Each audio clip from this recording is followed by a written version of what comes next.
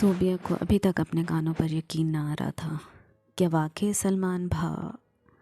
سلمان اسے شادی کرنے کی خواہش رکھتے تھے یا محض وہ ہمدردی کر رہے تھے۔ صوبیہ بہت بے یقینی کی کیفیت میں تھی۔ تھوڑی دیر پہلے ہی سلمان نے اس کے ماموں کے سامنے صوبیہ سے شادی کی خواہش ظاہر کی تھی۔ رہنا تو اس گھر میں وہ ہمیشہ سے چاہتی تھی، لیکن اس طرح سے سلمان کی دلہن بن کر یہ نہیں جانتی تھی۔ صوبیہ کی ماں اس کے بچپن میں ہی اس جہان فانی سے کوچ کر گئی تھی اور والد نے دوسری شادی کر لی۔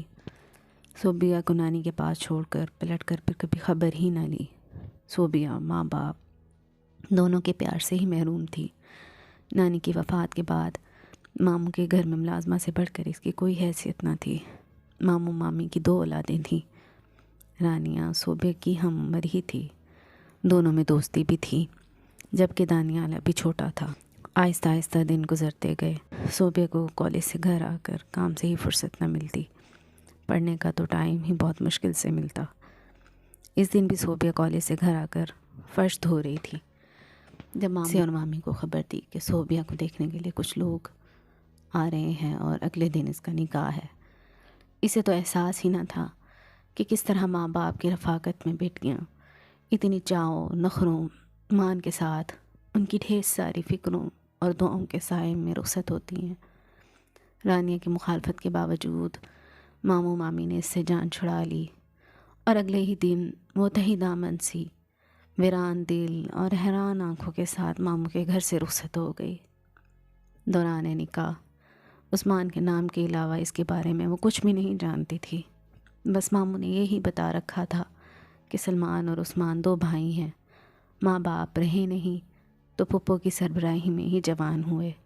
سلمان نے کاروبار میں ہاتھ ڈالا تو ترقی مل گئی، اور اب سلمان نے اپنے بھائی کی خاطر شادی بھی نہیں کی تھی۔ صوبیہ حیران تھی کہ اگر اتنا ہی اچھا رشتہ اور گھر تھا تو ماموں نے اپنی بیٹی کی جگہ مجھ پر مہربانی کیوں کی۔ وہ سوچ میں ڈوبی تھی کہ دروازہ کھلا، دلہے کا ڈریس پہنے عثمان کمرے میں داخل ہوا۔ وہ بیڈ پر سیدھی ہو کر بیٹھ گئی۔ دلہا سیدھا اس کی طرف آیا اور ایک دم سے چھلانگ لگا کر بیڈ پر اس کی جانب بڑھا کہ اچھل کے کھڑی ہو گئی۔ ارے تم کھڑی کیوں ہو گئی؟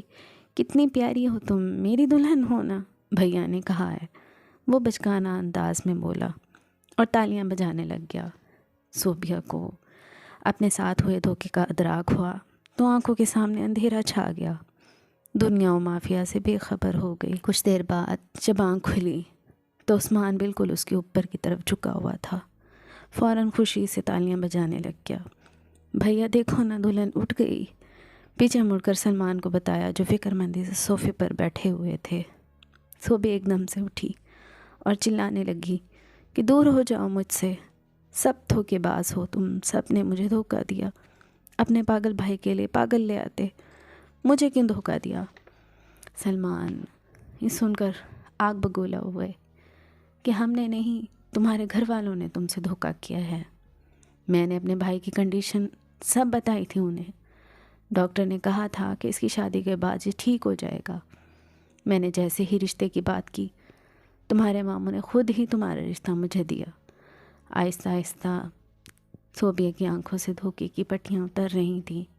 پھر کچھ عرصہ لگا اسے اس روٹین میں سیٹ ہونے کے لیے۔ پیچھے جانے کی تو کوئی گنجائش ہی نہیں تھی۔ نہ چاہتے ہوئے وہ عثمان کا خیال رکھنے لگی۔ آہستہ آہستہ کی معصوم بچکانہ حرکتوں کی عادت ہونے لگی۔ سلمان قدرے مطمئن تھے۔ صوبیہ کو گھر میں اور عثمان کے ساتھ ایڈجسٹ ہوتا دیکھ کر وہ خوش تھے۔ ایک شام لان سے پھول توڑ کر صوبیہ کے پاس آتے ہوئے عثمان گر گیا۔ ایسا گرا کہ وہ پھر کبھی بھی نہ اٹھ سکا۔ ڈاکٹرز کے مطابق قدرے بہتر ہو رہا تھا، لیکن شاید اللہ کو کچھ اور ہی منظور تھا۔ صوبیہ عثمان کی یادوں کے ساتھ ہی عدت کے دن گزارنے لگی۔ ایک دن ماموں اور مامی چلے آئے اسے اپنے ساتھ لے جانے کے لیے، مگر صوبیہ میں نہ جانے کہاں سے اتنی ہمت آئی۔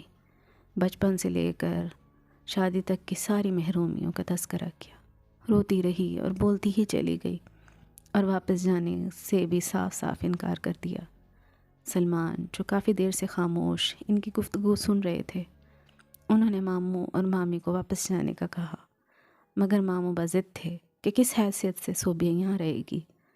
تو سلمان نے خود آگے بڑھ کر صوبیہ شادی کی خواہش ظاہر کی، لیکن صوبیہ اسی کشمکش میں تھی کہ کہیں سلمان ہمدردی میں تو اس سے شادی نہیں کرنا چاہتے، مگر سلمان نے اسے بتایا کہ نہیں، اسے محبت ہے اس پیارے دل کی لڑکی سے، جس نے اس کے بھائی کی خاطر، اس گھر کی خاطر اپنی خوشی تک قربان کر دی، اور آگے زندگی کی تمام خواہشیں، خوشیاں، مستقبل اس کا منتظر ہے۔